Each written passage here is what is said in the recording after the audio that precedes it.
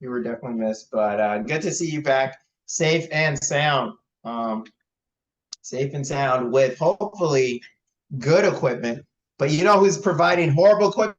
The Chiefs. NFL grades came out Oh, this past this past week, and apparently the players are not fans of the facilities, anything going on with the Chiefs. So the organization taking a heavy hit this past week in terms of reputation.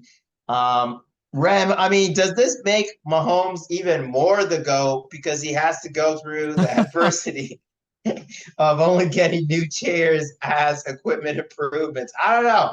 It kind of made me more in on the Chiefs. I mean, say our owner who got an F minus actually put money into this team. Where are we at? Like five? Are we winning that Tampa Bay Super Bowl? I don't know. It's kind of crazy, but I oh.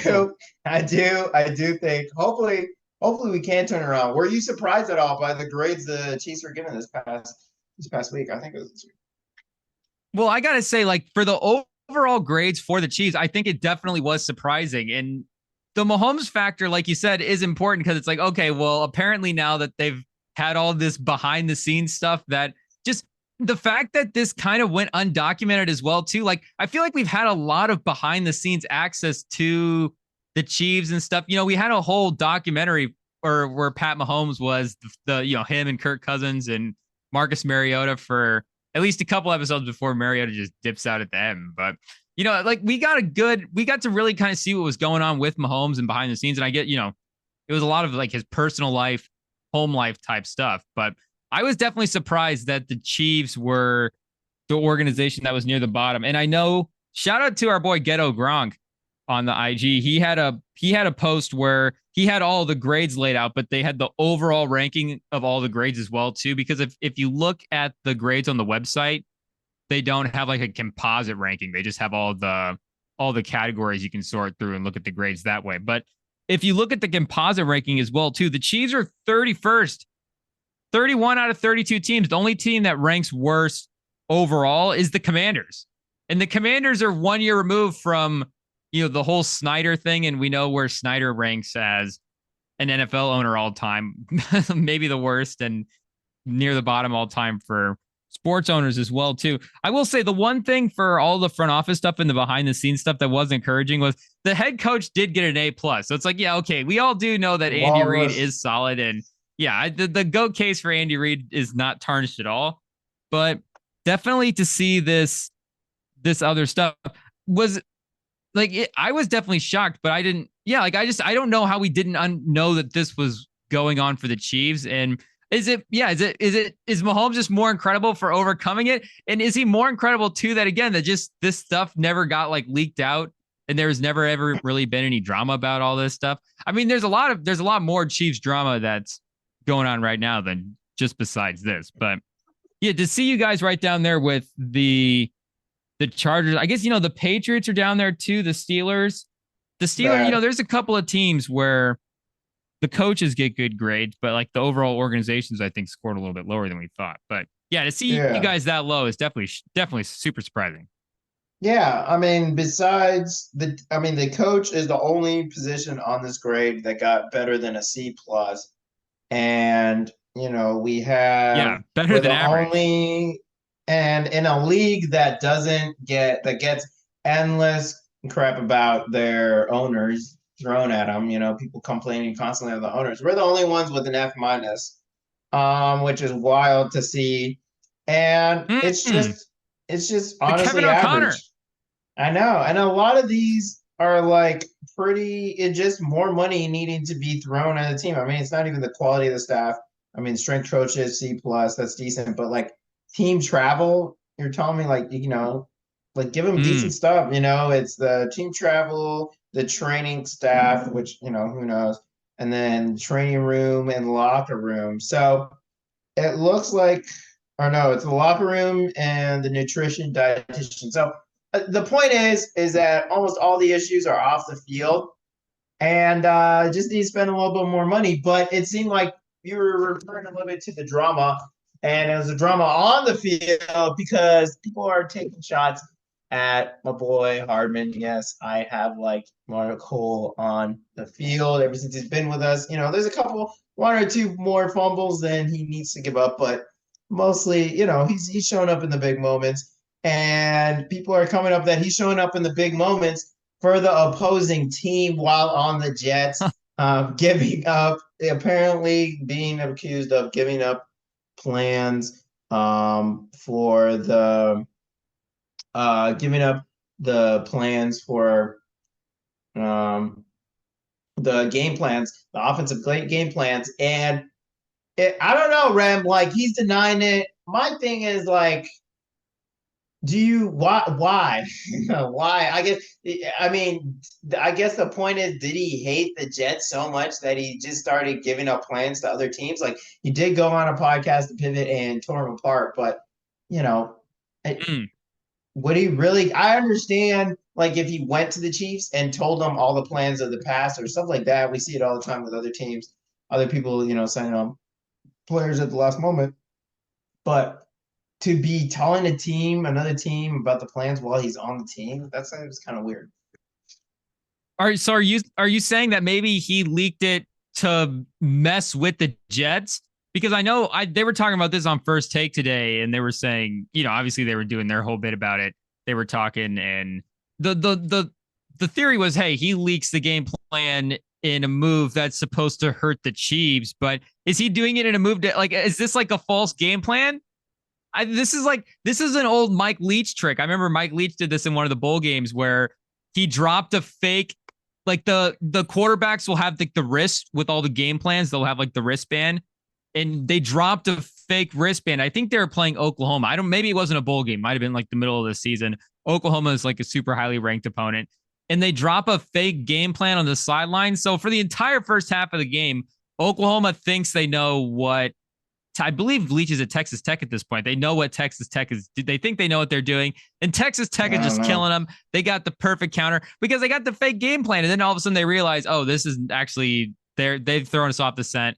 And I don't remember if Oklahoma ended up coming back and winning that game. I think Texas Tech might actually have lost that game. But yeah, so wait, so you're saying he was trying to actually hurt the Jets? That's what people are saying. Sauce Gardner apparently is claiming that he gave up the offensive game plan to the Eagles. I mean, how would Gardner know if he's on the other side of the ball? And then I guess he, made fun of him. I don't know. And then the punter talked about, maybe you don't want to get the opinion of a team from a disgruntled employee. I don't know. My point is I don't think there's an actual issue here unless he doesn't have any evidence. Like this seems pretty far-fetched, and it just sounds like a salty guy at home. That's what it sounds to me. It sounds like he was pretty salty that Buddy left and got a championship without him, and they hate us because they ain't us. So I don't think there's anything serious here. I mean, I'd be actually surprised if the league investigated something, but. Yeah, I mean, it didn't. I mean, Hardman made literally. I mean, he appeared in 5 games for the Jets, had 1 catch for 6 yards. So let's just say his Jets career, like a Hardman Jets jersey, is going to be one of those weird like jerseys you get. You're like, what? Like 5 years from now.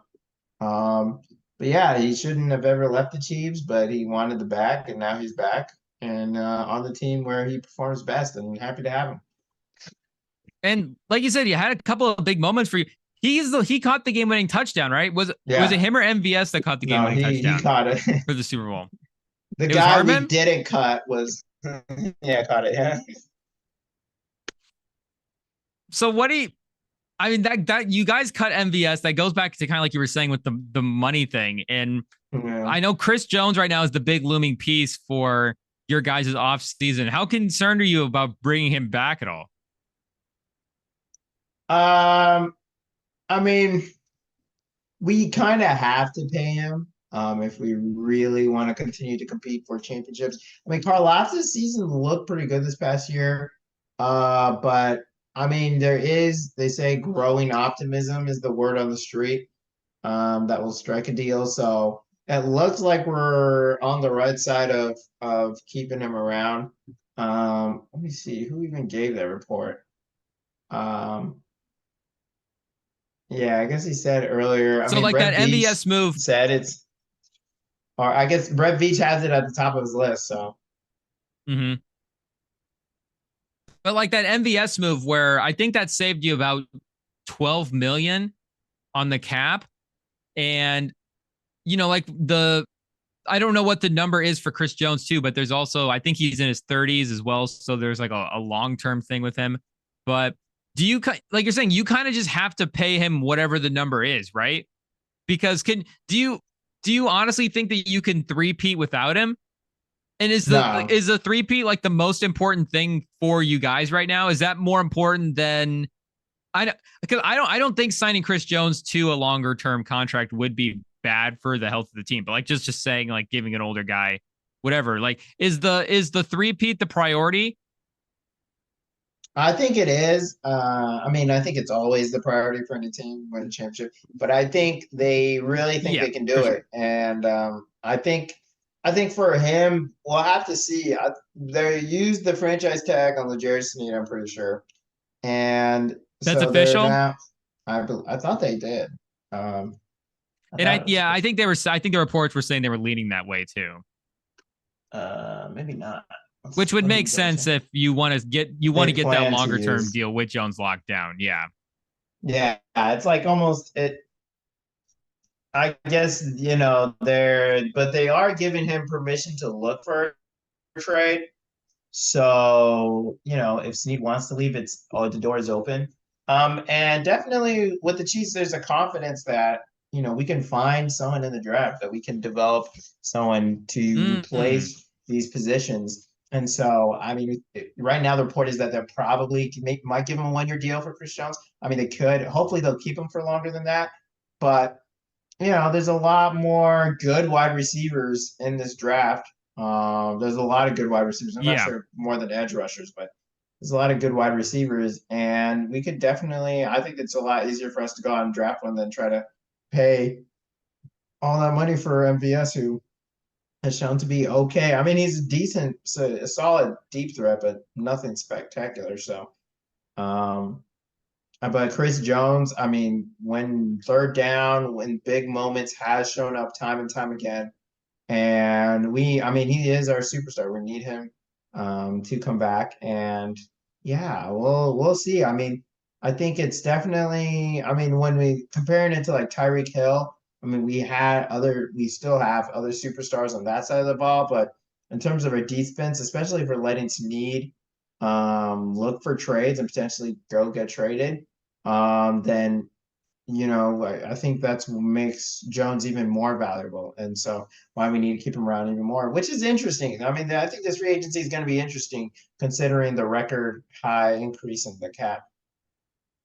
And you pointed that out on the Friday pod as well too that you did, which I think is going to be playing a big part in this Chris Jones thing as well too, where if you're looking at a 1 year deal for him as the Chiefs, like if I'm Chris Jones, I just know that you could get a big number from any other team. If you look at the Yeah. teams right now headed into free agency, there's 6 teams with more than $70 million in cap space right now. And you're saying like the spike, what was the numbers for that spike again? What Um, was the math on that? I believe it's at 255 now. Let me see. But yeah, that spike is part of the reason why these teams have a little bit more extra money to play with. But you've Yeah. got Washington at the most with 96. Okay, he's probably not going to go to Washington. New England with Yeah, 91 255. is interesting. Tennessee with 80 million in cap space at number 3, but then you've got Chicago, Indy, and Houston all with 70 plus $1 million in cap space. And I mean, for the Colts, like specifically, Chris Jones, a 3 year, $30 million plus a year deal.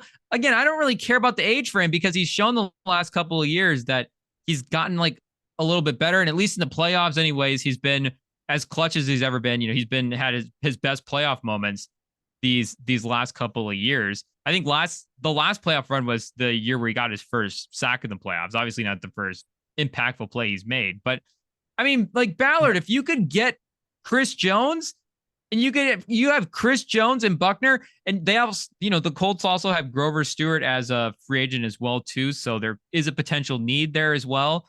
Quiddy Pay at that, like the defense at that point with Richardson, like that's just a move I feel like you have to make if you're serious about building and contending a team around a guy. So I feel like if you guys are getting cute with Chris Jones this year, there are some teams, Houston with 70 million in cap space.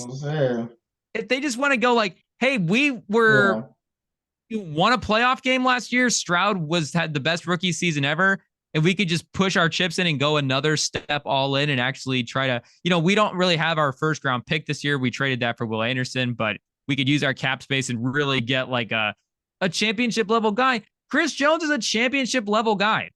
Like, I think that's like I don't know if that's underrated or people don't talk about that enough, but when we're talking, like, how many defenders in the league right now have multiple championships as like a lead guy? Yeah. Like, Chris Jones might be the only one. And this year specifically as well too, the importance of that defense with a Mahomes led team. I think he is as important to this dynasty as, any piece. Obviously Mahomes is the lead guy, but Chris Jones is 99.999% as important to this run as Mahomes has been. And there's other teams out there that I think could get interesting. I mean, you got like Cincy with 52 million. I don't know, they just franchise tag T Higgins. You have teams as well too that have to bring back their own guys. So that number of available, cap will decrease. But I mean, the Colts specifically, I feel like have to be like Chris Jones just has to be high on their list. There has to be Houston, like there has to be a threat that some of these teams could decide that, hey, we could get a guy that's proven he could lead a championship defense. Yeah, no, and I mean, I think it's going to be interesting to see if there are going to be other offers, how open they'll be about, trying to really push for Chris Jones. And I mean, we had a similar situation like this a couple years ago with Justin Houston, but we weren't winning championships, and Chris Jones has shown to be a winner. I mean, just a different level of player, and I think. I mean, we kind of have to bring him back if they really, really want to win this next year. And that's the thing, is that it's, similar to the Tyreek Hill trade where it's, do you want to be at your super peak right now, or, put in pieces that could build for something in the future? I mean, I really do think that, Karlaftis, I think, could take some of his production. I think he'll continue to grow, but I mean, they really have to be sure they have something good in the draft to let him go, no matter what the price is. So, not sure, but it is interesting that their allowance need to go find a trade. So here, let me ask you this: if you're building a defensive line, because this is something I've been thinking about. We got Fataport lined up to do the draft pods. We just talked about quarterbacks this last week, and we'll do some other stuff and on a bunch of the other position groups, but with free agency as well too. Just with building these teams, would you rather have your defensive line? Would you rather have your best player be an interior pressure guy like Chris Jones, like a defensive tackle guy, or an edge guy like the Myles Garrett? Nick Bosa been the Niners lead guy on that defense for a while. You get TJ Watt, defensive player of the year. Micah Parsons. Do you have a preference for which kind of edge or defensive line guy? Like, would you rather build around like Aaron Donald and Chris Jones, or Micah Parsons or TJ Watt?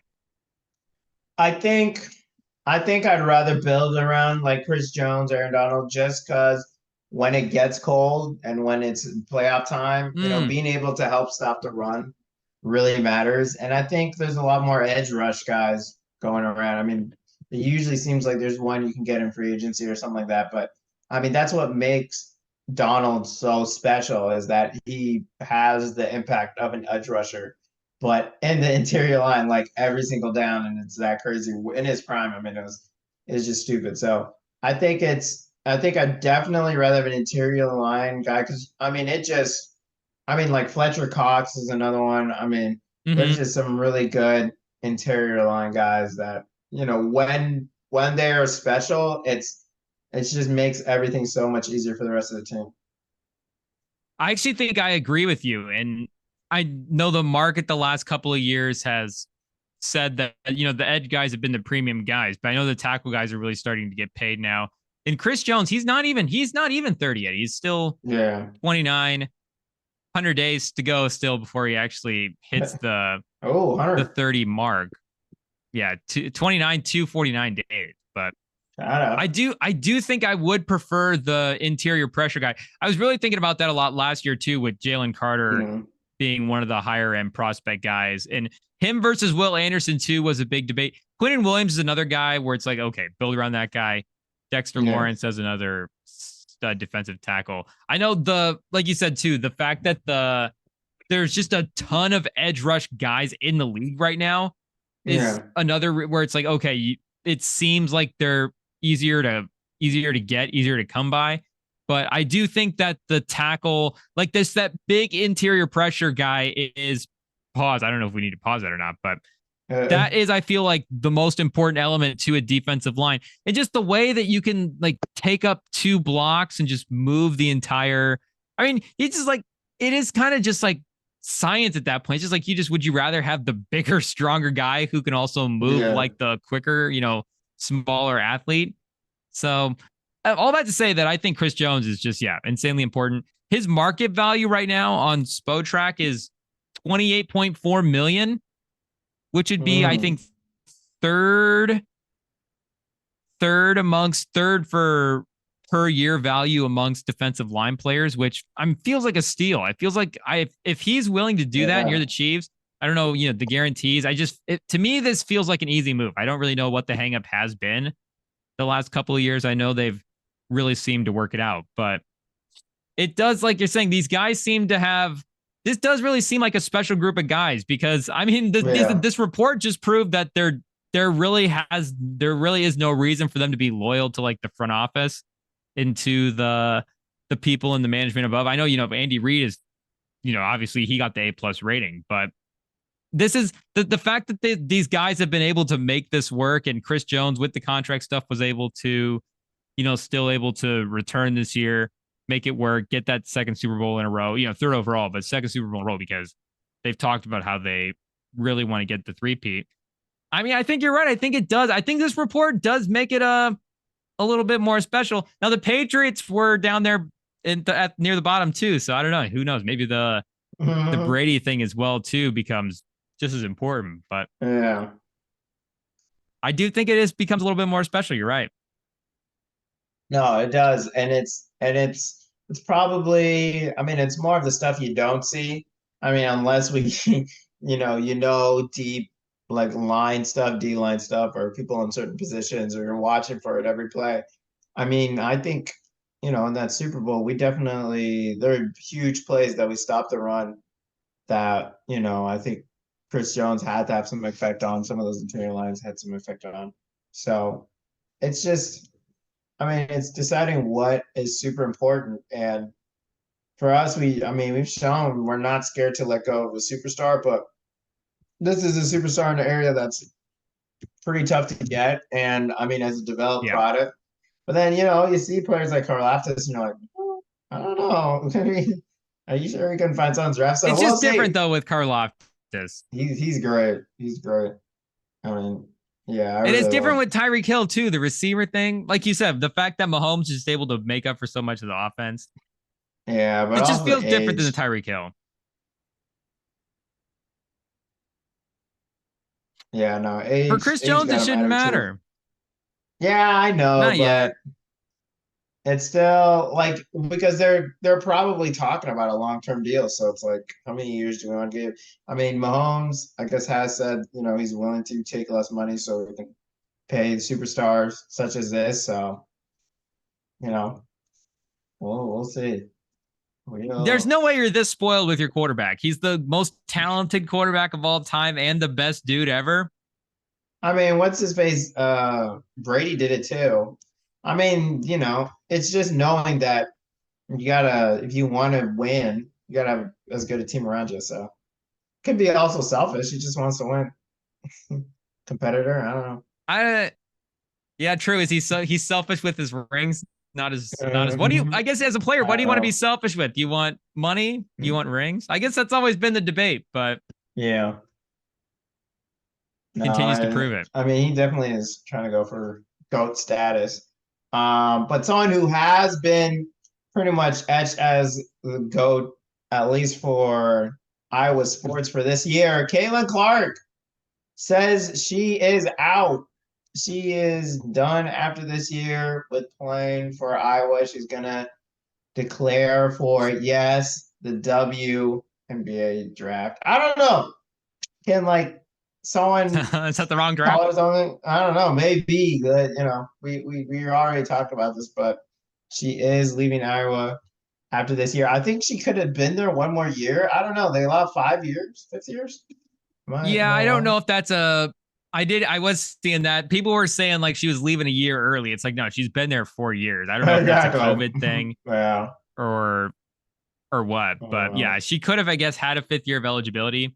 But in this year's draft too, that for the NBA, she might be a top 10 pick. I mean, she's more popular than any of the guys in the NBA draft. Oh, for sure, by far. Yeah, Cody Williams, she's at least the #1 American off the board. Better shooter. I don't know. Better shooter. Who knows? This is not the Cooper Flag draft. Not Cooper Flag yet. Yeah, no. Yeah, not quite yet. I don't know. Who has the first pick? Indiana. Someone. Indiana. Some has the first pick for the WNBA. So Indiana Fever. So, yeah, I guess Aaliyah Boston, Rookie of the Year, also in Indiana. So at least, it seems like she'll have a superstar pairing up there. They might have back-to-back Rookie of the Year. So we'll see. At least it's not too far from Iowa, not too far from home. People can come and visit. Might be the closest WNBA team to Iowa. I don't know. Should get Chicago? Yeah, I guess maybe not. I guess there's one in Minnesota as well too, right? Yeah. The link.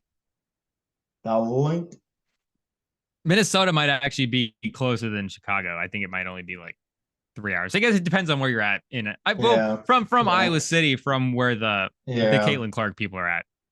Minnesota might be the closest one. That's where Garza is at too, as well too. So that might be the technical hometown team. He plays Iowa Wolves, right? Yeah. The Minnesota G League team is in Des Moines. So yeah, that's her hometown. Yeah, technically, kind of for her, the hometown. She played college in Iowa City, but I think high school grew up in the Des Moines area. But I know people were kind of hyped now about the face of Indiana sports. You got Tyrese Halliburton for the Pacers, Caitlin Clark for the Fever, and Anthony Richardson for the Colts. And Wettengale for the Alley Cats. And Wettengale. All at one time, all in one city. Do we need to do like a young athletes city core draft? No. 2 of Best them young athletes core. 2 of them going to college in Iowa. Love to hear it. Who's on the Minnesota? You're right, though. Oh, no, I was saying you're right about the reason why she has an extra year of eligibility is because she played during COVID. So it's a COVID thing. It's a COVID thing. Yeah, that makes sense. It's crazy that there's still like players that are still doing I feel like there's still guys that are getting like, there's a tight end from Miami that's going back for a 9th year. I feel like that might be. Yeah, I saw that. There's some stuff like redshirting, like not to interrupt you, but it's kind of dumb. Like 9 years, bro. Just leave. 9 years is 2 contracts. Player option. Like, goodness. Like, there's got to be a point where the league just says, like, if you're almost a decade playing college football, like, he's going to be 30. Like, give it up, bro. There's intramurals. It's like, come on, bro. There's sports clubs. Go to the rec. Like, they got stuff. Join Frisbee. You can't be in college so long that you have like the NIL veteran minimum. It's like this guy has been in the NIL for so long that his number is only this. He has to pay him this much. But would can't you rather be have Anthony Edwards and Justin Jefferson or Anthony Richardson and Caitlin Clark as the face of your city? Do we need to do a draft? Anthony Edwards and Justin Jefferson and Caitlin Clark and who? Anthony Richardson, Yeah, Tyrese Halliburton. definitely A, but Tyrese Halliburton. Caitlin Clark and Talia. That is interesting. Okay, well, don't change it like that. That's a Anthony Richardson shooting. and Tyrese Halliburton. That'd be a fun backcourt to watch. That'd just be Micah Parsons, Luka Doncic. Yeah, I don't know. We'll see. I don't Who else know, is in but Dallas? Caitlin Clark. It will be interesting. Otani, Bronny. It will be interesting to see her this year as she tries to fill the one and only hole in her resume, that elusive championship. You know, coming close last year. I don't know. We'll see. Because women's basketball is just different, obviously, than men's, where it's just, you know, if you're dominant, you're gonna win. You kind of have to have it on the resume. Like, you know, some of the other greats had won like every single year they're in, stuff like that. So it's kind of almost expected when you look at the grades for women's basketball compared to men's, where it's like, you know, like KD was on a bum team. You know, a lot of the good players aren't just not great teams. Mm-hmm. You know, it is true, and I don't want to, you know, say like, you know, I don't know a ton of other, you know, lack of knowledge about women's college basketball, but she seems like the first superstar that's not on one of those high level teams, like you're saying, right? Because it was like a lot of the UConn stars, and even still like Baylor, Tennessee, like these are all South Carolina. You know, Asia Wilson's from South Carolina. Like these are all high. These have all been high powered women's basketball programs for a while now, and you know the Iowa program has been solid. Like Lisa Bluter, you know, it's been a well-respected program like the rest of the Iowa programs, but it's not something that you would call a powerhouse. So she's kind of that. She would, from a legacy standpoint, be like that first big college women's player to not actually, like you're saying, win that championship. The thing is, like, the fact that she's on Iowa, I don't know if she needs to do that. I think getting there last year was impressive enough, and if she makes like another Final Four run this year, I feel like then it's like, well, obviously she's great. I mean, they're playing Sunday. We're recording this Friday night. They're playing Sunday, and she's, you know, hopefully gonna break the Pete Maravich Division I scoring record. So it's like, you know, she's checked all the boxes, I feel like, at this point, to be the greatest number one you know, women's college basketball player. I don't know, maybe who was there? Did Breanna Stewart do like a clean sweep, a 4 for 4? Because I feel like a 4 for 4 is pretty impressive. The UConn ones did, yeah. If she was on UConn, they probably did. Okay, Breanna Stewart won back-to-back like tournament most valuable players. Okay, yeah, she did a 4 for 4, 4 rings in 4 years, and then those last 2 years won the tournament. Oh, 4-time tournament most outstanding player. Okay, so, you know, we can't disrespect Breanna Stewart. I feel like it is a close argument. Oh, yeah. Do we need to do first take? Does Caitlin Clark need a ring to pass Breanna Stewart? You know, I want to call her the GOAT, but has she gone into it winning as a freshman? That is kind of crazy as a freshman. But, like, you know, it is kind of interesting because one of Caitlin Clark's years was shortened. So, I don't know. She did it in 3-ish years, beating the tie. I don't know. I mean, they were both 3-time All-American, both 2-time Wooden Award winners. I mean, those were the years where UConn women's basketball, it was just stupid. Like, they were just running. Like, did they not lose a game for like a couple of years, right? Well, they won 100. They won 100 plus games in a row. Yeah, there's just that. Was it 7 years or something? Maya Moore got 2 rings in 4 years. Shout out to the Maya Moore run. Yeah, Maya Moore. Yeah. Sue Bird as well too. Sue Bird was a UConn 2-time champion, and Diana Taurasi was a 3-time champion. So, I mean, just based on, if we're just basing it off of rings, Breanna Stewart, the 4-4 again, has been the most dominant. Shout out Gino. 11 rings, man. Only Bill Russell.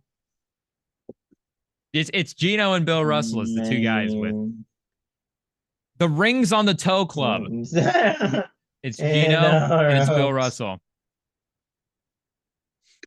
I'm trying to I don't know. Do we count the Tiger Woods Grand Slams? I feel like individual titles don't count. Team sport guys.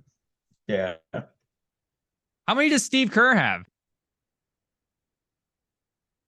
I don't know. Let's see. Oh, 90. He's got like 6? 90 wins. Okay, so not to interrupt you, but yeah, they got 90 wins in a row. That's stupid. Okay. Whoa. Yeah. I don't. That's insane.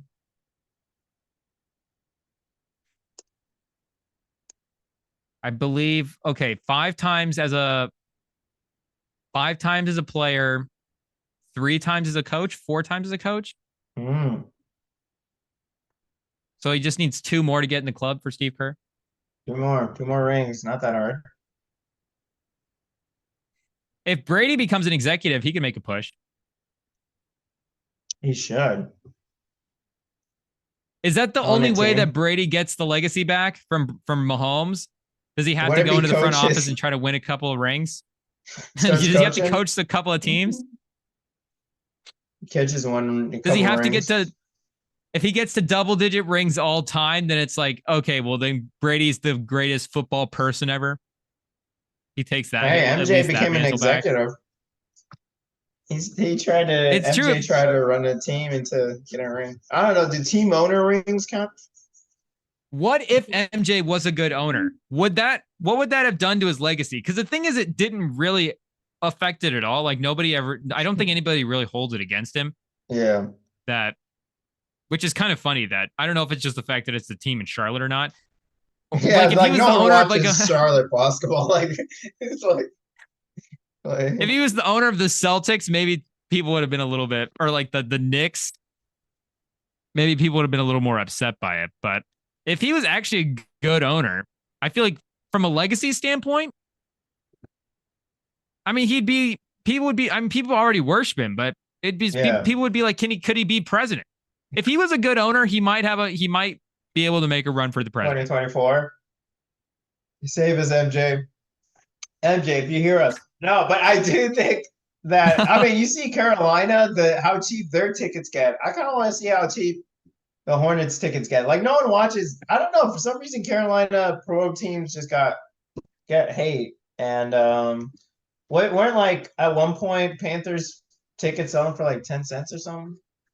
There's something like that. So here we go. Do we have a sponsor yet? I don't know. Are we doing an ad? Shout out SeatGeek. Yeah, help us out. Hop on here. The Hornets they have the projected 4th pick in the draft right now. Could they Caitlin Clark and LaMelo Ball? That's kind of a nice backcourt. So okay, that's at the Grizzlies. You can get a $1 ticket. Hornets at the Grizzlies. No way. $1? Yeah. Trailblazers at the Hornets, an $8 ticket. $8 right now. Am I taking another trip? Orlando Paolo at Hornets, $7 right now on SeatGeek. Oh, IT, cut this out. We don't want these prices going up. And it's not just one section, but 3. It's 3 different sections you get. And they're good seats. I know. They're not like, these are all right. They're nosebleeds, obviously, but. No, I'm not looking at them yet. But what day is that? Let's see. You can go, how much for courtside? I don't know. Courtside. I don't think they have. So you can get like, behind the bench, like pretty good seats for under $100. Charlotte at Memphis is $1. Exactly. Memphis, what are you guys doing? $1? Memphis is, everyone's heard on Memphis. Shoot, I'm surprised Tyler Jenkins hasn't laced him up. So Memphis, do the Grizzlies need to relocate to Nashville? I don't know. It's not. How's it? Where's the Are they in $1 the ticket? wrong Tennessee city? Oh, so there's a baseline of $7 because they're including the fees. So they have to include the fees to bump up the price a little bit so it doesn't look as bad. You're paying more for the fees to get in than the actual tickets. SeatGeek is making 6 times as much on the fees as the NBA is on the game. This is outrage. But all this to say, MJ got off because no one watches Carolina sports, sadly, unless it's like really good. I mean, Cam Newton became a superstar, but if it's not great, like, like $82 to sit mid-court right in like row 10? like I didn't see, besides like me kind of tearing into him, I didn't see really people go after Bryce Young. I still like Bryce Young. I'm not ready to Yeah, give he's up hope on decent. Bryce Young. He's decent, but Let's give him a there couple. wasn't Let's get him some any linemen guys. and a receiver or two. Thielens decent. Unfortunately, there's also Stroud and Richardson in that draft, so that's going to be the other part of it. Yeah. But Bryce Young, I do like. I think that Bryce Young will be a good I quarterback love how you if he keep gets trying to some slide in help. Richardson. I don't understand why Richardson is the only guy that is going to be able to do stop Mahomes. Like Richardson is Yeah. the Not the Mahomes guy who mutant. won a He is the playoff next game version. last week. The guy who had rookie records last year, not that guy. Richardson is the next Mahomes. He is just Okay. he is the Wembenyama is the evolution of the NBA player. Richardson is the next evolution of quarterback. He's bigger, faster, stronger. Oh my god. Once he gets the Can't reads stay on the down. field. Oh wait. Remember, Yeah, Mahomes that's what didn't even Mahomes play had his too. rookie He's season. there. Richardson was already playing. He's already ahead of Mahomes. Dude, I think he does have better stats than Mahomes' rookie season. You're right. Through year one, he has better He stats. does. He just needs 5,000 pass yards next year to stay on pace. 50 touchdowns. Not that hard. I think he's been in the lab, so it's he's working on it. Yeah, that's probably good. And they're gonna re-sign Michael Pittman. No, they definitely shouldn't have had him play. I mean, Mahomes play that Broncos game at the end of the season. That's gonna make me mad for the rest of my life. But it would have been history that we would have seen, but some history that we will see. LeBron about to hit 40K points. Of course, his little quote, he's trying to play it off like it's not that big, but he'll probably cry again. You ever see that soundbite where he said, like, someone asked him, will you cry when you break the scoring record? And he's like, no, I wouldn't cry for that. And then he did cry. Like, let's happy for him. Yeah. But yeah, 40K points. I don't know. Does he need to get to 100K before MJ fans give up? 50K? If he gets to 50K points? Is that the number? I get the points thing. The points thing with LeBron at this point is obviously insane, but I was just watching a lot of the older guys this year. It is incredible, not just the longevity of LeBron, but just a lot of the older superstars in the league right now, because I know Durant, I think, is in his 16th season. And obviously he's not going to be able, just the amount of games he's missed, his scoring numbers is not necessarily going to ever reflect like the amount of time he's played in the league. But Curry, I mean, LeBron, Durant, and Curry might all play, like LeBron's already at 20 seasons, but Durant and Curry might also play 20 seasons. Like, that's pretty incredible. Durant at 16 right now. I mean, it's going to be hard to say in 4 years that Durant would just be out of the league based on talent, even if his game did fall off drastically in 4 years. Same with Curry as well, too. And I know, like, Chris Paul's got to be already pretty close to the 10-year mark. But, like with Giannis and Jokic, who knows how those guys will be able to age. But is that just the modern NBA? Is that just like the benefits of science now that all these guys are able to do that? Because it was, and this is not, I'm not taking anything away from LeBron by saying playing 20 years is incredible, because again, he's playing 20 years at this high of a level. And I mean, just the numbers that he's putting up at his age, as well too, compared to other guys, is just, I mean, he's just breaking new ground every game. But it was always like it's kind of impossible that he's been able to play this long. And Durant and Curry are both gonna have a very good shot to do it. And again, the fact that he played that long with the consistency, the availability that he had the entire time as well too, is impressive. But is the 20-year thing, I don't want to say it's realistic, but can guys just kind of think that way now as like a 20-year career on the table for these players as like an actual option? I think it is. I think it is something that players can almost count on because now everyone's kind of doing what LeBron was doing. He was just ahead of the curve. I think he was just, the Jerry Rice of the time. And now everyone's doing it. And, I'm not surprised that, who knows what we have in the future in terms of, the crazy stats people will put up. But, all right, Curry's gonna keep hitting these threes for a while. I mean, we have seen him have some bumpy times this year at least, in terms of some weird, non-scoring stretches. But I think Curry, I think he'll be pretty high up there. I wouldn't be surprised. I think James Harden is like right behind him in terms of scoring, which is kind of interesting when you think about it. But yeah, I don't. Well, I'm very impressed. I think like I mentioned, LeBron he's been kind of ahead of the curve, and ahead of the curve league wise, and now the league's kind of caught up to him.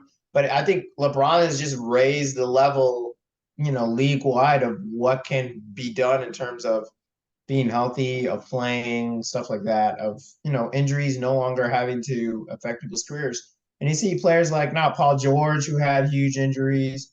Trying to think like KD's had some bad injuries, his Achilles and stuff.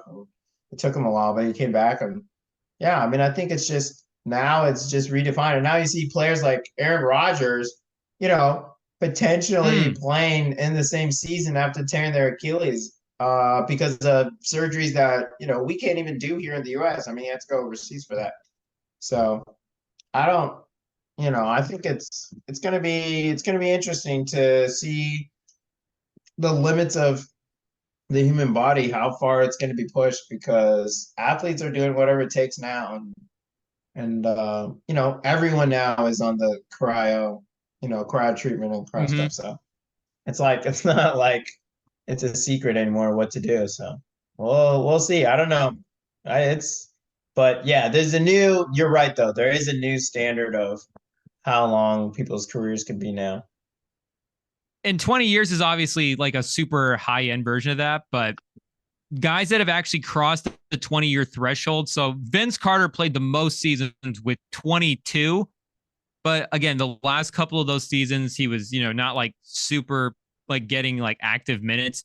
You've got Dirk at 21 doing the same thing. Garnett played 21. Kevin Willis played 21 seasons from 84 to 2007. And then Robert Parrish played 21 seasons, 76 to 97. Kobe and Kareem both played 20 seasons as well, too. So, a handful of guys were able to do it. But right now, just actively in the league, you mentioned Paul George. Paul George is at 14 seasons. Mm-hmm. And like you said, traumatic injury, broke his leg. Still, lost a couple of seasons as well to that. So he's even been in the league a little bit longer than that. And I mean, 6 more seasons. I mean, that's not unrealistic. It's unrealistic to say that Paul George could get to 20. Maybe the podcast works out too well and he taps out at like 18. But I mean, 18 is still, he's a free agent this year. That's his next contract. Yeah, you said 18 for who?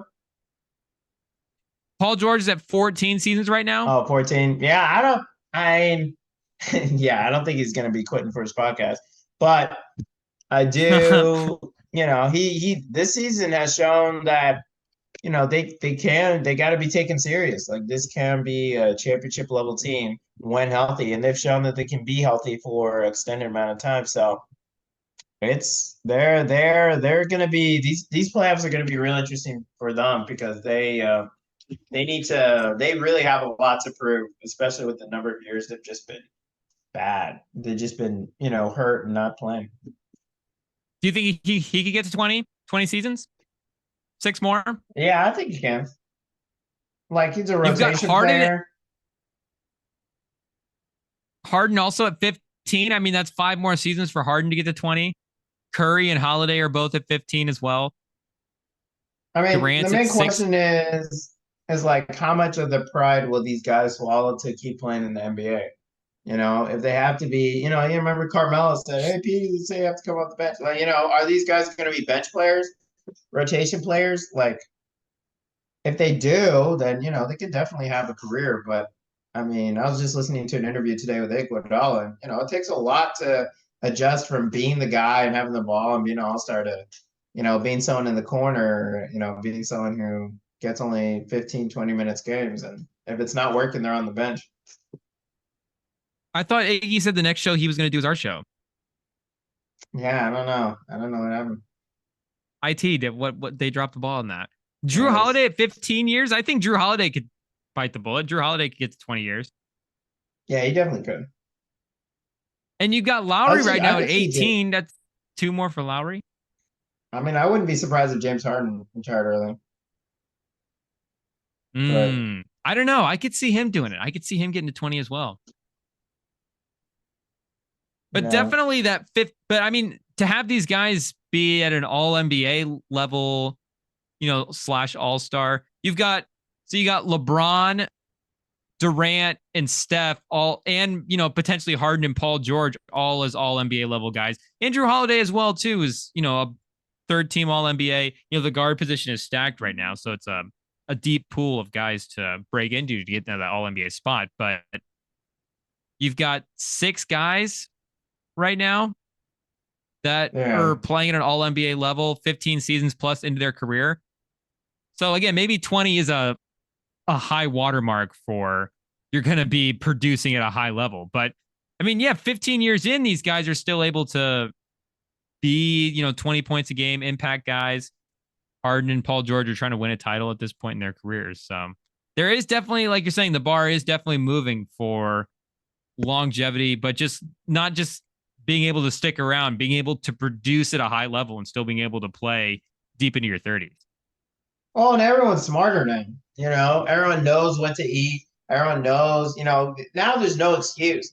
I mean, I think back in the day, you could have excuses of not knowing or not having any good trainers around or stuff like that. But now there's just no excuse. We know what food is good for you. You know how to rest. You know what you need to do. And the players who are serious and have to take that next step do it.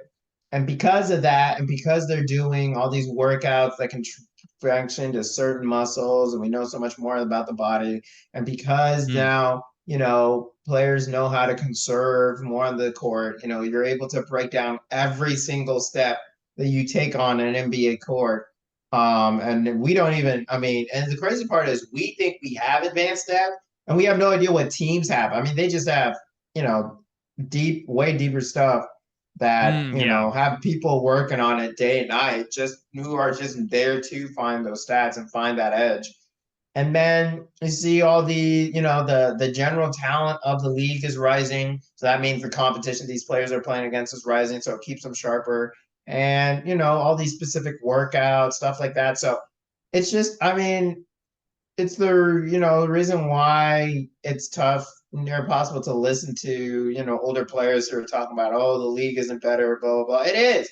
It is. And it arguably is. And it's just more skill, it just generally is. So I'm not surprised that the talent has kept rising, but I am happy to see like how many players are, able to play this long because, it allows us to have all these, vets stick around and keeping part of the game. And it's tough. I mean, the NBA, it's always interesting. I mean, and the crazy part with these next couple drafts is that, they're not that great, but it's just to, reflect on how good the past couple drafts have been. I mean, how good these last drafts have been in bringing new talent into the league. I mean, you look at the top teams in the league, you look at the Timberwolves, led by Anthony Edwards. You look at OKC, who have Chet, who have some of those guys.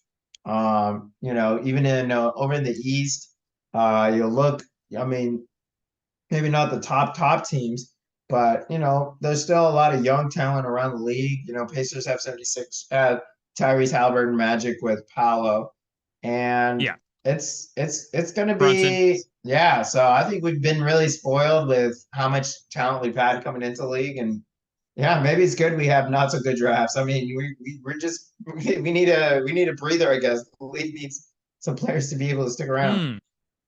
We'll see. There's still guys that have still been like untapped for big playoff runs and doing stuff. I mean, you mentioned the young guys still haven't even had a chance to prove themselves, but like Zion as well too, Ja Morant. You've got guys like Mobley and Cade that haven't really kind of taken that next jump up. Who knows if Cade will do that on the Pistons or what his future holds. Jordan Poole. Do we throw Jordan Poole in that list of guys? Scotty Barnes. Scotty Barnes is the face of the league. So, my gosh, he definitely has to be considered. Trae Young. Trae Young might be on the Spurs next year, next to Wembanyama. We'll see. It'd be crazy if they traded back to DeJounte Murray, but Trae Young's definitely the better player out of the two. DeJounte has not had a good time with the Hawks. It's been rough.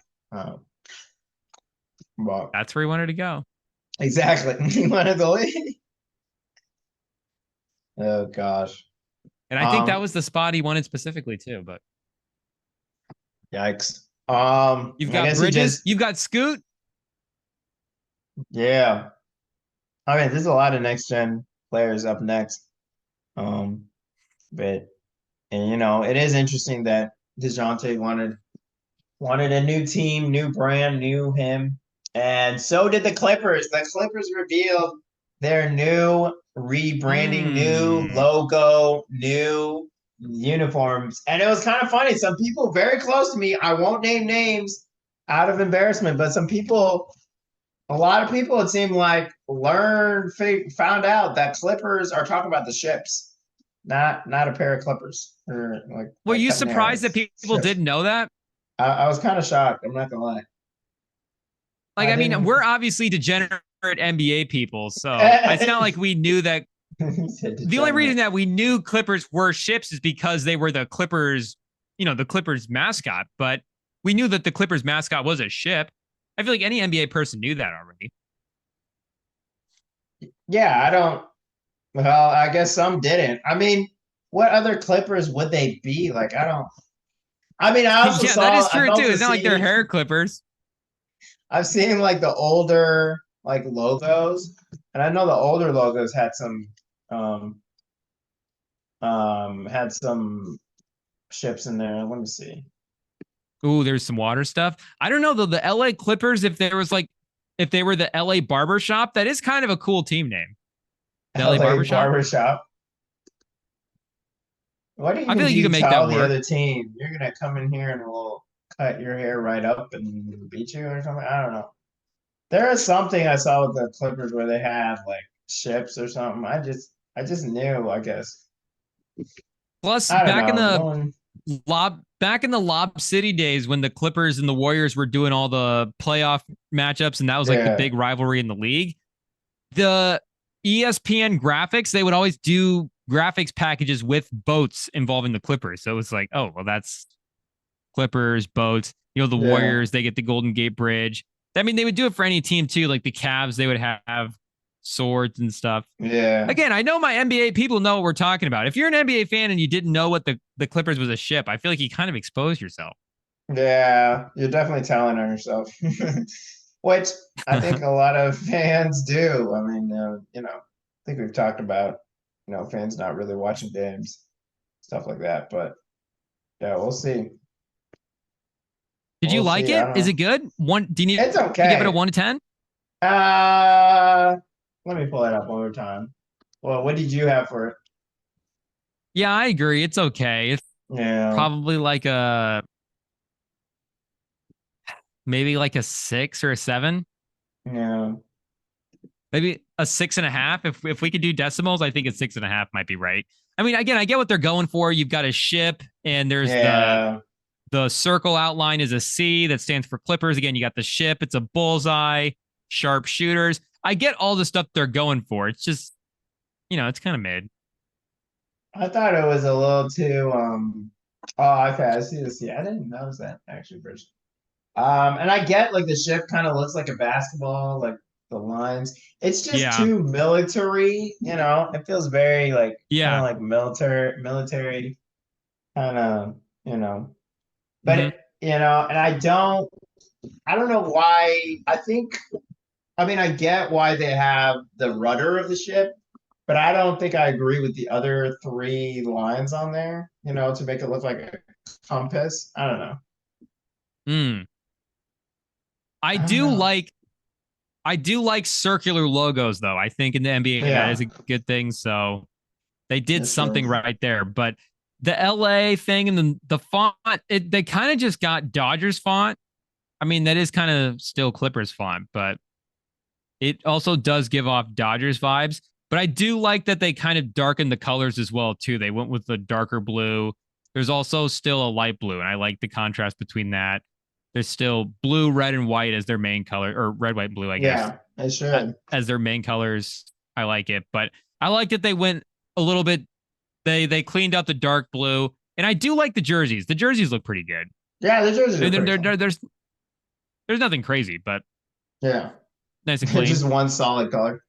Uh, Yeah, yeah, I did see a lot of the people red. talk about it looking like a cruise ship, though, like a logo for a cruise.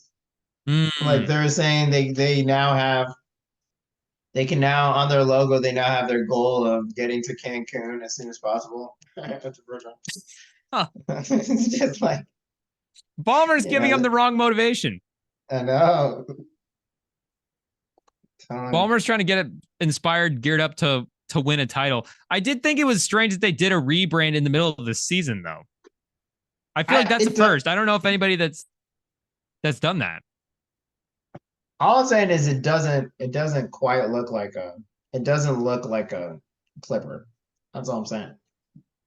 Like that's not a Clipper Mm. ship, bro. Look up a Clipper ship. Like there's no, I don't know. It doesn't look like a Clipper ship. What is a Clipper ship? Because again, it's a boat, but like Yeah, it's like it's a boat. huge sails. It's a sailing vessel. Okay, yeah, that's implied by boat. A clipper is a type of mid 19th century merchant sailing ship designed for speed, generally No. narrow for their length, kind of small, could carry limited bulk freight, and had large total sail area. Clipper does not refer to specific sail plan. Clippers may be schooners, brigs, brigantines. I know Oh, we're my getting the boat whole people know what that breakdown. means. Brigantine, shout out my boat people. Sorry, that's Do you on know my what a trailer right brigantine now. is? Yeah, I don't know. All I know is the Clipper has lots of sails and was really fast. Yeah, large And true score that this sails. almost is.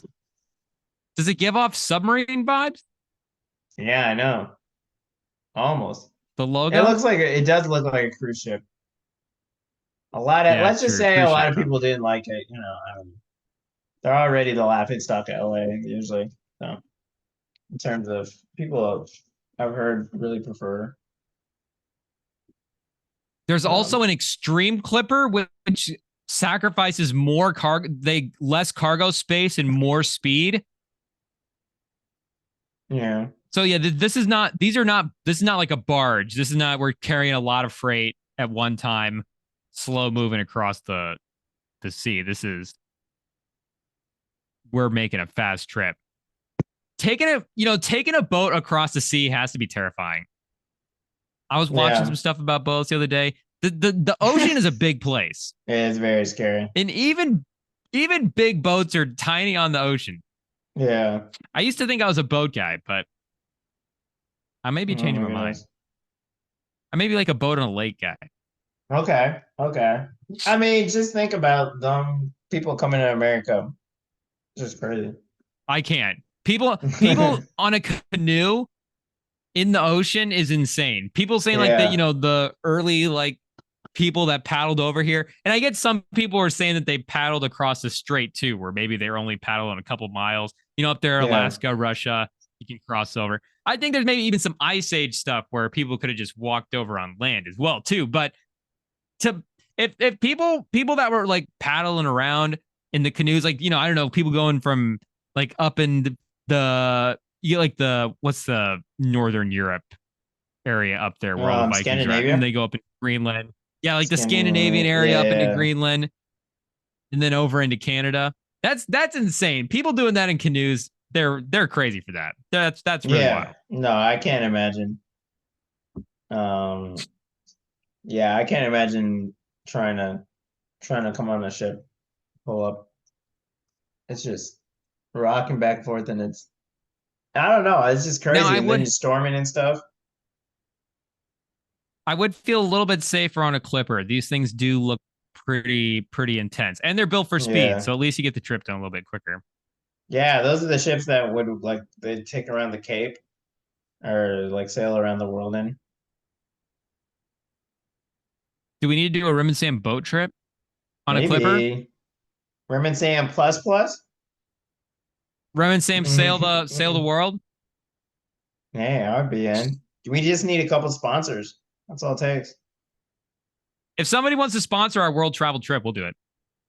If we can get a boat sponsor, a yacht sponsor, Ooh, if there's a big yacht boat. sponsor out there that wants us to do the pod from a yacht while we sail the world as a way to advertise your yacht, we'll do it. We'll make the sacrifice. We'll do it. I'll you know, I actually think we'll figure it out. That's a good business deal. We might have to send some emails. We're doing emails this week. We might reach out. The yacht pod. Yacht pod.